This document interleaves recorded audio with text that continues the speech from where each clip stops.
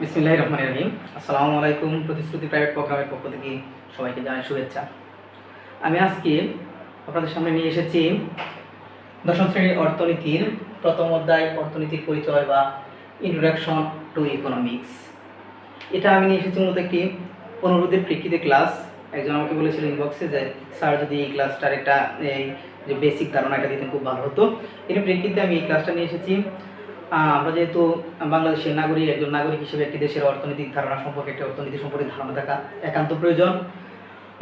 এই জন্য আমাদের অর্থনীতি পড়তে হয়। একটি রাষ্ট্র সুন্দরভাবে পরিচালনার জন্য অর্থনীতির কোনো বিকল্প নাই এবং অর্থনীতির চিন্তাভাবনা থাকতে হবে, অর্থনীতি সম্পর্কে সকলের ধারণা থাকতে হবে। এই অধ্যায়গুলোর মধ্যে প্রথম যে অধ্যায়টা আছে অথবা 19 যে আমাদের এই ইকোনমিক্স বইটা আছে ওটার মধ্যে অর্থনীতির যে প্রাথমিক ধারণাগুলো সুন্দরভাবে উপস্থাপন করা হয়েছে।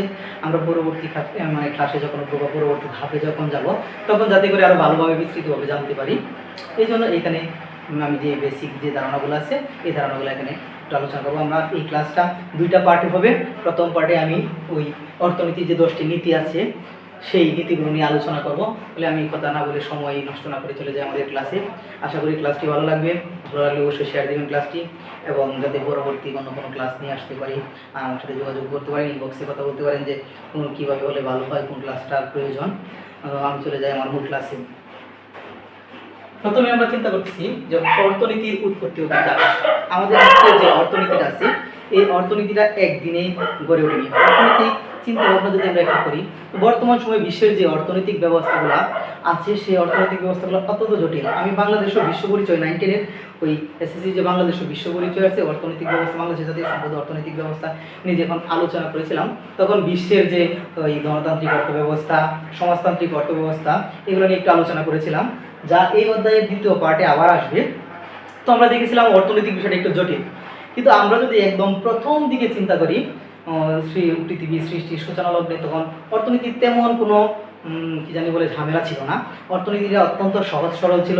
আগে মানুষরা অর্থনীতি বলতে চিন্তা ভাবনা করতো যে পারিবারিক যে অর্থনৈতিক বিষয়গুলো কীভাবে সংসার চলবে, সংসারের আয় ব্যয় বা খাদ্য ক্রয় এগুলো নিয়ে অর্থনৈতিক আলোচনা হতো। আর আমরা যদি একটু ওই 2500 খ্রিস্টপূর্বের দিকে তাকাই, তখন হযরত মুসা আলাইহিস সালামের যুগে ওই ধর্মগ্রন্থে অর্থনীতি সম্পর্কে আলোচনা করা হয়েছিল। ওইখানেও তেমন বেশিভাবে আলোচনা করা হয় সংসার পরিচালনার যে খরচ ওইগুলো নিয়ে অর্থনৈতিক আলোচনা করা হয়েছিল। আবার আমরা বর্তমান সময়ে যে অর্থনৈতিক চিন্তা ভাবনা করি সেই শব্দটার ইংরেজি হচ্ছে ইকোনমিক্স। ইকোনমিক্স শব্দটা এসেছে ইকোনোমাস বা ইকোনোমাস থেকে। ইকোনোমাস শব্দের অর্থ হচ্ছে বাসাবাড়ি যে অর্থনৈতিক সংক্রান্ত কাজগুলো আছে বা ভাষা পরিকল্পনা, ওই অর্থনৈতিক কাজগুলোকেই বোঝায়। তাহলে আমরা যদি একটু খেয়াল করি, আস্তে আস্তে কালের বিবর্তনে, কালের পরিক্রমায় অর্থনীতিটা বর্তমানে একটা জটিল রূপ ধারণ করেছে। এই জন্য আমাদের সুন্দরভাবে একটা রাষ্ট্র পরিচালনা করতে গেলে এই অর্থনীতি সম্পর্কে একটু ধারণা থাকতে হবে। তাহলে আমি আশা করি আপনারা বুঝতে পেরেছেন যে অর্থনীতি শব্দের উৎপত্তি ও বিকাশটা, ক্রমবিকাশটা কীভাবে হয়েছে। আর আমি যদি আরেকটু কথা বলি ডিপলি, তাহলে প্রাচীন ভারতের 4th খ্রিস্টপূর্বে কৌটিল্যের অর্থশাস্ত্রে আমরা এই অর্থনীতি বিষয়টা একটু বিস্তারিত জানতে পারি। এছাড়াও শেষের দিকে ফ্রান্সিরা ওই রপ্তানিমুখী, রপ্তানিমুখী যখন অর্থনৈতিক ব্যবস্থা চালু করলো তখন অর্থনীতি আসলে জটিল রূপ ধারণ করে যা বর্তমান বিশ্বের অর্থনীতির রূপরেখা ধারণ করেছে। আচ্ছা, তারপরে চলে আসছে হচ্ছে আমরা বলতে এখানে যে অর্থনীতি দুটি মৌলিক অর্থনৈতিক সমস্যা, একটা হচ্ছে দুষ্প্রাপ্যতা আর একটা হচ্ছে অসীম অভাব। আমরা যদি একটা চিন্তা ভাবনা করি তাহলে আমরা যে মানুষ আছি আমাদের আনলিমিটেড ওয়ান্টস, আমাদের চাওয়াটা হচ্ছে আনলিমিটেড। আমরা আমাদের চাওয়া কখনোই পূরণ করতে পারি না, আমাদের অভাব লেগেই থাকে। ধরেন আমি যদি এটা চিন্তা করি, ধরেন আমার প্রয়োজন হচ্ছে আমি পড়াশোনা করি বা আপনারা পড়াশোনা করেন, আপনাদের পড়াশোনার প্রয়োজন হচ্ছে বই।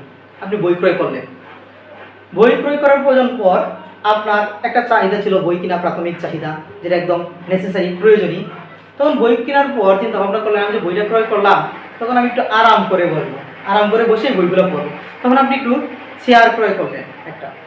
আবার যখন আপনি চেয়ার ক্রয় করলেন তখন চিন্তা ভাবনা করলেন যে আমি এই একটু চেয়ার ক্রয় করলাম, এবার আমার বন্ধুর বাসায় একটা উন্নত ধরনের সুন্দর ডিজাইনের চেয়ার আছে, আমি ওই চেয়ারটা ক্রয় করবো। তখন কি করলেন, ওই যে আপনার অভাবটা ছিল ওইটা পূরণ করার পর আপনি চেয়ার আনলেন।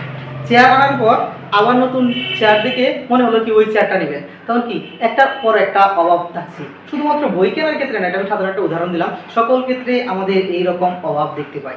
আবার এই অসীম যে অভাবটা, এটাকে কয়েকটা ভাগে আমরা ভাগ করতে পারি।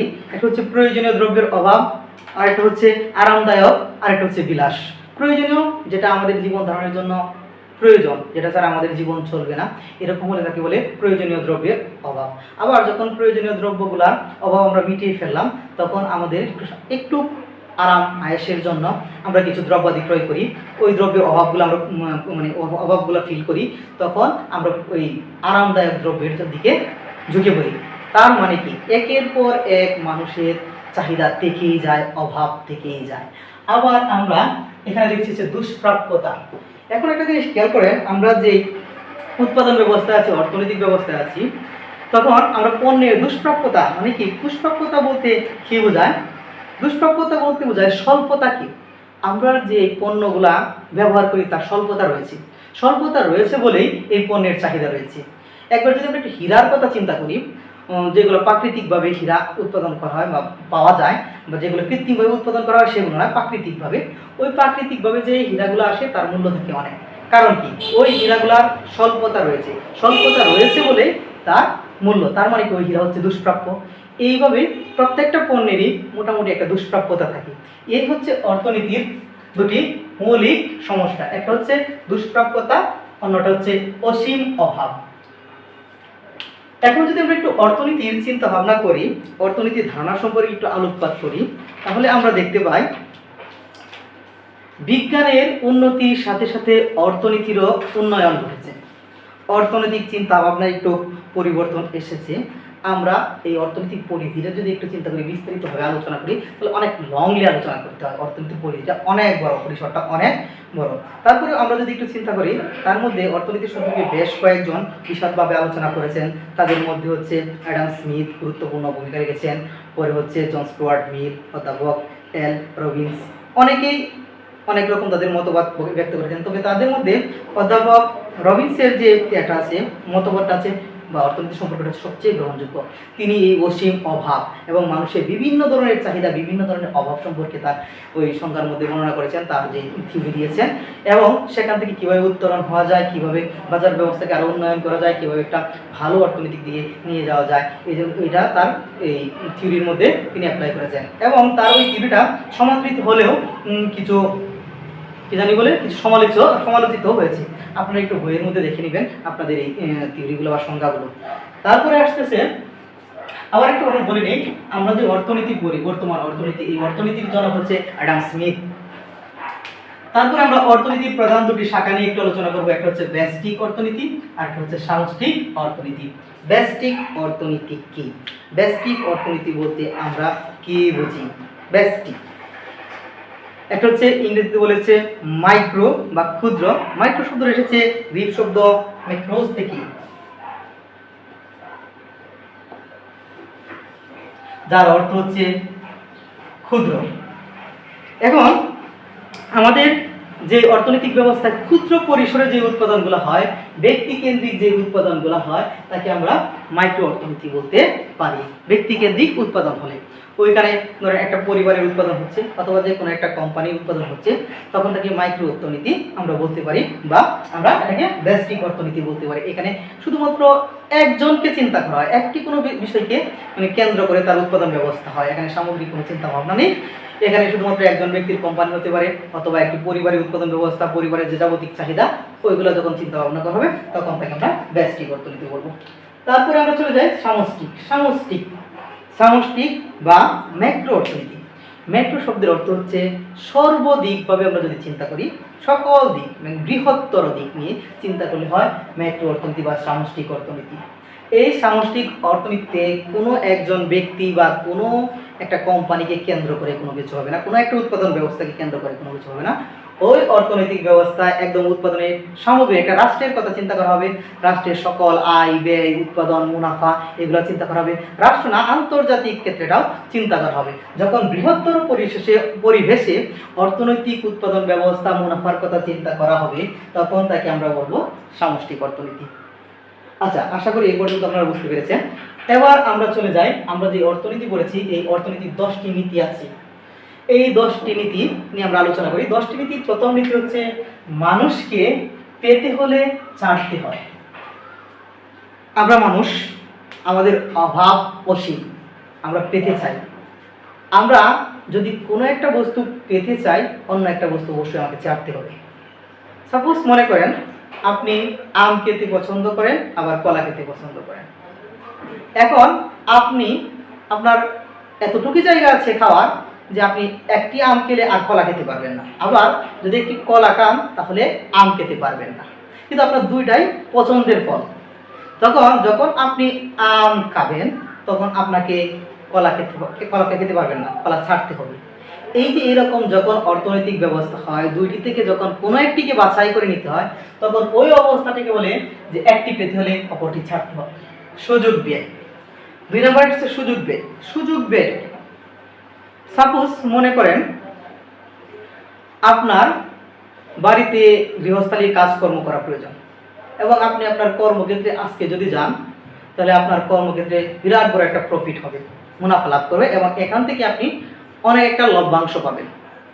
তখন আপনার বাড়িতে কাজ করলে আপনার ইনকাম হতো, আপনার লাভ হতো, কিন্তু যখন আপনি কর্মক্ষেত্রে গেলেন আর একটা বড় লাভের আশায়, তখন কি করলেন, বাড়ির যে লাভ বা লভ্যাংশটা আছে ওইটা ছেড়ে দিয়ে আপনি অন্য আরেকটা কাজের জন্য গেলেন, ওইটা থেকেও আপনার লাভ হচ্ছে। আরও যদি আমি সহজভাবে বলি, আপনার বাড়িতে আপনার বাবা কাজ করছে, ওই কাজ করলে আপনার অর্থনৈতিক যে স্বাচ্ছন্দ্যতা বা সচ্ছলতা আসবে এবং আপনার স্কুলে যাওয়া প্রয়োজন, স্কুলে গেলেও আপনি অনেক কিছু শিখতে পারবেন। আজকে ক্লাসটা খুবই গুরুত্বপূর্ণ, স্কুল মিস দিলে হবে না। তখন আপনি বাড়ির কাজটা না করে স্কুলে গেলেন স্কুলের পড়াটা জানার জন্য, তখন কি করলেন, একটা সুযোগ আপনি ছেড়ে দিলেন এবং আর একটা সুযোগ আপনি গ্রহণ করলেন। এইভাবে যদি যে কোনো একটা সুযোগ গ্রহণ করা হয় তখন তাকে সুযোগ ব্যয় বলে। যুক্তিবাদী মানুষের প্রান্তিক পর্যায়ে নিয়ে চিন্তা করে। প্রান্তিক পর্যায় কি সেটা আমাকে আগে বুঝতে হবে। প্রান্তিক মানে হচ্ছে একদম শেষ, আমরা শেষ ধাপ পর্যন্ত চিন্তা করি। ধরেন মনে করেন আমি ভার্সিটি অ্যাডমিশনের জন্য পড়াশোনা করছি। ভার্সিটি অ্যাডমিশনের জন্য পড়াশোনা করার ফলে আমার বিশ্ববিদ্যালয়ে আমি এততম হয়েছি, ধরেন 2600তম বা কোনো একটা হয়েছি, যার ফলে আমি ওয়েটিংয়ে আছি। এখন আমি চিন্তা করলাম আমি যদি আরেকটু পড়াশোনা করতাম তাহলে তখন কি করতাম, আমার সিরিয়াটা আরও আগে চলে আসতো, তখন আমার চান্স হয়ে যেত। এই যে এখন শেষ পর্যন্ত যে আমি চিন্তা ভাবনা করলাম, এটাকে বলা হচ্ছে প্রান্তিক পর্যায়ের চিন্তা ভাবনা। এছাড়াও আপনি মনে করলেন যে আপনি কি জানি বলে যে কোনো একটা খাবার খেলেন, খাবার খেয়ে বলেন আমি এই খাবারটা যদি আরেকটু বেশি খেতে পারতাম অথবা আরেকটু কম খেতাম তাহলে ভালো হতো। ওই যে শেষ পর্যন্ত যে চিন্তা ভাবনা, মানুষ ওই প্রান্তিক চিন্তা ভাবনা, এটাকে প্রান্তিক চিন্তা ভাবনা বলে, আর এটা নিয়ে মানুষ চিন্তা ভাবনা করে। 4 নম্বরে আসছে মানুষ প্রণোদনায় সাড়া দেয়। ধরেন আপনি একটা ভালো কোনো কাজ করেছেন, আপনি পরীক্ষায় একটা ভালো ফলাফল করেছেন, আমি যদি আপনাকে ওই ভালো ফলাফলটার জন্য একটা ল্যাপটপ দিই, ল্যাপটপ দিয়ে যদি বলি পরবর্তী পরীক্ষায় যদি তুমি ভালো করো তাহলে তোমাকে আমি আর একটা ভালো কিছু উপহার দিব। আর কি উপহার দিব আমি আপনাকে বলবো না বা আমি তোমাকে বলবো না, যখন তুমি ভালো করবে তখন পাবে। তবে এখন যে উপহারটা দিয়েছি তার চেয়েও অনেক বেটার হবে। তখন আপনি কি হবেন, এই উপহার থেকে অনুপ্রাণিত হবেন। এই জন্যই মানুষকে যখন কোনো প্রণোদনা প্রদান করা হয়, কোনো অনুপ্রেরণা প্রদান করা হয়, তখন সে কী করে তার উৎপাদনে সাড়া দেয়, তার উৎপাদনে আরও ভালো কাজ করে। ঠিক আমরা যদি কৃষিক্ষেত্রে একবার চিন্তা করি, সরকারি বিভিন্ন ভর্তুকি দেয় বা বিভিন্ন প্রণোদনা দেয়, কেউ কৃষি বীজ দিচ্ছে আবার সার দিচ্ছে, যখন ওইগুলো পায় একজন কৃষক তখন তার উৎপাদন ব্যবস্থায় কৃষিক্ষেত্রে সে আরও উৎসাহ পায়। বাণিজ্যে সবাই উপকৃত হয়। আমরা যদি একবার চিন্তা করি ব্যবসা বা বাণিজ্যের কথা একবার চিন্তা ভাবনা করি, তখন আমরা দেখতে পাই অবশ্যই ব্যবসার ক্ষেত্রে সকলে উপকৃত। মনে করেন আমি প্রচুর পরিমাণে ধান উৎপাদন করছি এবং আমার কাছে ধানের সহজলভ্যতা আছে। আপনি প্রচুর পরিমাণে আলু উৎপাদন করছেন, আপনার কাছে আলুর সহজলভ্যতা এবং ধানের চাহিদা বেশি, আর আমার কাছে আলুর চাহিদা বেশি। আমি যদি দুটো এক্সচেঞ্জ করি, পরিবর্তন করি, তখন আপনি উপকৃত হচ্ছেন, আমি উপকৃত হচ্ছি। আবার একবার চিন্তা করি আমার যে গার্মেন্টস ফ্যাক্টরি আছে আমাদের দেশে, সেই গার্মেন্টস ফ্যাক্টরির চাহিদা আমেরিকা বা অন্যান্য রাষ্ট্রগুলোর মধ্যে ব্যাপক, আর ওই দেশে যে কার বা অন্যান্য ইলেকট্রনিক যে জিনিসগুলো আছে ওইগুলোর চাহিদা আমাদের দেশে ব্যাপক। আমরা যদি এখন দুটা পরিবর্তন করি, বাণিজ্য করি, একসাথে সাথে আমরা এক্সচেঞ্জ করি, সহজ মূল্যে বিতরণ করি, তখন আমেরিকাও উপকৃত হচ্ছে, আমরাও উপকৃত হচ্ছি। এজন্য বলা হচ্ছে যে বাণিজ্যে সবাইকে উপকার করে বা উপকৃত করে। অর্থনৈতিক কার্যক্রম সংগঠিত করার জন্য সচরাচর বাজার একটি উত্তম পন্থা। বাজার অর্থনৈতিক বিষয়ের কথা যদি আমরা একটু চিন্তা করি বা খেয়াল করি, তাহলে বাজারের বিকল্প নেই। বাজার ব্যতীত আমরা অর্থনৈতিক চিন্তা ভাবনা করতে পারি না। ধরেন আমি একটা কলম উৎপাদন করছি, কলম উৎপাদন করার পর আমার চিন্তা ভাবনা হচ্ছে আমি এটা বাজারজাত করব। তখন আমি বিভিন্ন জানি বলে দোকানগুলোতে নিয়ে গেলাম, স্টেশনারিজগুলোতে নিয়ে গেলাম। তখন কোনো দোকানে আমার কলমটা রাখবো না। যখন আমার কলমটা রাখবে না, তখন আমি যে উৎপাদন করলাম সেই উৎপাদনে আমার লস হবে, ঘাটতি হবে, বা একটা দুইটা দোকান পেলাম, তখন আমি খুব আমার যে উৎপাদনগুলো একদম বৃহৎ পরিমাণে উৎপাদন করেছিলাম পরিমাণে সেই উৎপাদনগুলো জমা থাকবে এবং আমার শ্রমিকের পারিশ্রমিক বা অন্যান্য বিষয়গুলো দিতে গিয়ে হিমশিম খেতে হবে। এই জন্য আমার সর্বপ্রথম চিন্তা করতে হবে আমি যেই বিষয়টা বা যেই জিনিসটা উৎপাদন করছি তার যাতে চাহিদা থাকে এবং তার যাতে বাজার সৃষ্টি হয়। তখনই আমি আমার উৎপাদন ব্যবস্থা উৎসাহ পাবো এবং লাভবান হতে পারবো, আমি মুনাফা লাভ করতে পারবো এবং আমার শ্রমে যখন আমি এই একটা বিনিয়োগ করব সেই বিনিয়োগের মধ্যে কোনো হবে না, কিন্তু ঘাটতি আসবে না, লস হবে না। অর্থনৈতিক কার্যক্রম সংগঠিত করার জন্য সচরাচর বাজার একটি উত্তম পন্থা, এই নিয়ে আমরা আলোচনা করলাম। এবার সরকার কখনো কখনো বাজার নির্ধারিত ফলাফলের উপর উৎকৃষ্ট সাধন করতে পারে। একবার চিন্তা করেন, বাজার ব্যবস্থা যে আমাদের আছে, এই বাজার ব্যবস্থার মধ্যে একটা অদৃশ্য হাত কাজ করে। অদৃশ্য হাত বলতে এরকম বোঝাচ্ছে, মাঝে মাঝে আমরা হঠাৎ করে দেখবো বাজারে কিছু কিছু পণ্যের দাম হুট করে বেড়ে যাচ্ছে, একদম লাগাম ছাড়া হয়ে যাচ্ছে। তার মানে কি, কিছু অসাধু ব্যক্তি, অসাধু ব্যবসায়ী, তারা তাদের অধিক মুনাফা লাভের আশায় মজুত করে বা যে কোনো একটা সিন্ডিকেটের মাধ্যমে তারা বাজার ব্যবস্থাটাকে একদম লাগাম ছাড়া করে দেয়, যা সাধারণ মানুষের ক্রয় ক্ষমতা বাইরে চলে যায়। ঠিক ওই সময় সরকার বিভিন্ন পদক্ষেপ গ্রহণ করে যাতে ওই বাজার ব্যবস্থাটা নিয়ন্ত্রণে থাকে, যার ফলশ্রুতিতে সাধারণ মানুষ উপকৃত হয় এবং বাজার ভারসাম্যটা রক্ষা পায়। একটি দেশের মানুষের জীবনযাত্রার মান নির্ভর করে সে দেশের দ্রব্য ও সেবার উৎপাদনের ক্ষমতার উপর। যেই দেশের উৎপাদন ক্ষমতা বেশি সেই দেশ ততটা উন্নত। আমরা যদি একবার চীনের কথা চিন্তা করি, বর্তমান দক্ষিণ এশিয়ার যে রাষ্ট্রগুলো আছে তার মধ্যে যদি আমরা চীনের কথা চিন্তা করি, তাহলে চীন দেখতে পাই একটা উন্নত দেশ আমাদের দক্ষিণ এশিয়ার দেশগুলোর মধ্যে। কারণ কি, তারা সকল ধরনের পণ্য উৎপাদন করতে সক্ষম। এত লার্জ পপুলেশনের একটা কান্ট্রি হওয়া সত্ত্বেও তারা উৎপাদনের দিকে মনোযোগ দিয়েছে, কারণ তাদের যে জনসম্পদ আছে, যে জনসংখ্যা আছে, তার সেগুলো হচ্ছে সম্পদে পরিণত করতে পেরেছে, যার ফলশ্রুতিতে তারা একটা উন্নত জীবন লাইফ করতে পারছে, লাইফ লিড করতে পারছে। আর এই লাইফ লিড করার অন্যতম কারণ হচ্ছে তাদের পরিকল্পিত উৎপাদন ব্যবস্থা। আমরা যদি আমাদের মতন উন্নয়নশীল দেশগুলোর দিকে একটু কল্পনা করে চিন্তা করি, আমরা থাকি পরনির্ভরশীল, আমরা উৎপাদনের তেমন একটা আগ্রহী না, অথবা আমরা উৎপাদন ব্যবস্থা তেমন একটা করতে পারছি না, যার ফলশ্রুতিতে আমরা পিছিয়ে আছি। যখন সরকার অতিমাত্রায় মুদ্রা ছাপায় তখন দ্রব্যের দাম বেড়ে যায়। এর মানে হচ্ছে মুদ্রাস্ফীতি। যখন সরকার, আমাদের মুদ্রা ছাপানোর দায়িত্ব হচ্ছে কেন্দ্রীয় ব্যাংকের উপর, আমরা পরবর্তীতে কেন্দ্রীয় ব্যাংক বা যে বাণিজ্যিক ব্যাংকগুলো আছে ওই ব্যাংকগুলো সম্পর্কে জানবো। তখন যখন সরকার আমাদের দেশে, মনে করে সাপোজ একটা জিনিস বলি যে আমাদের কাছে আছে 100 টাকা, তখন আমার এই আপেল আছে মনে করেন 10টা আমার কাছে, তখন যদি 10টা আপেল থাকে তাহলে 10টা আপেলের দাম হচ্ছে, প্রত্যেকটা আপেলের দাম 10 টাকা করে। আপেল বলতে সর্বমোট আমরা একটা রাষ্ট্রের সামগ্রিক অর্থ ব্যবস্থা এই মনে করি, কিন্তু এখন যদি আমি 100 টাকার মধ্যে আরো 50 টাকা অ্যাড করি তখন হয়ে যাচ্ছে 150 টাকা, আর প্রত্যেকটা আপেলের জন্য দাম বেড়ে যাচ্ছে 5 টাকা করে, প্রত্যেকটা আপেলের দাম হচ্ছে 15 টাকা। ঠিক এইভাবে আমাদের উৎপাদন ব্যবস্থার যদি কম থাকে, উৎপাদন যদি কম থাকে এবং মুদ্রা বেশি স্থাপন হয়, তখন মুদ্রাস্ফীতি দেখা দেয়। এর ফলশ্রুতিতে একটা বাজার ভারসাম্যের সমস্যা সৃষ্টি হয়।